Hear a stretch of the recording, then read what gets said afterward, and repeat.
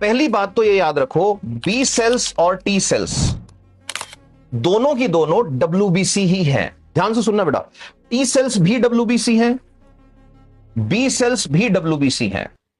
तो फिर एक का नाम बी और एक का नाम टी क्यों पड़ा? अब ध्यान से सुनना, टी सेल्स जो है इनका निर्माण जो होता है, निर्माण का मतलब मैन्युफैक्चरिंग, कहां पर बन रही हैं?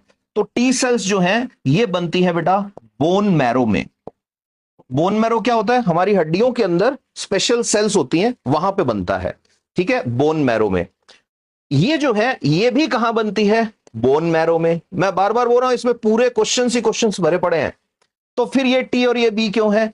तो ध्यान से सुनना, ये जो सेल्स हैं ये मैच्योर जब होती हैं, बी सेल्स, तो मैच्योर होने के लिए ये जाएंगी एक ग्लैंड में। आपने पढ़ा होगा thymus gland, thymus gland Hindi में बोलते हैं थाइमस ग्रंथि। ठीक है, ये जो है ये मैच्योर भी कहां होंगी? ये मैच्योर भी बोन मैरो में ही होंगी। तो बेटा इन्हीं में से ही क्वेश्चन मिल जाते हैं कई बार तो। ठीक है, पहली चीज मैं फिर बता रहा हूं, टी सेल्स और बी सेल्स दोनों डब्ल्यूबीसी है बच्चे। दूसरी चीज, टी सेल्स जो है ये कहां बनती हैं? बोन मैरो में बनती हैं। फिर उसके बाद बी सेल्स भी कहां बनती है? बोन मैरो में बनती है।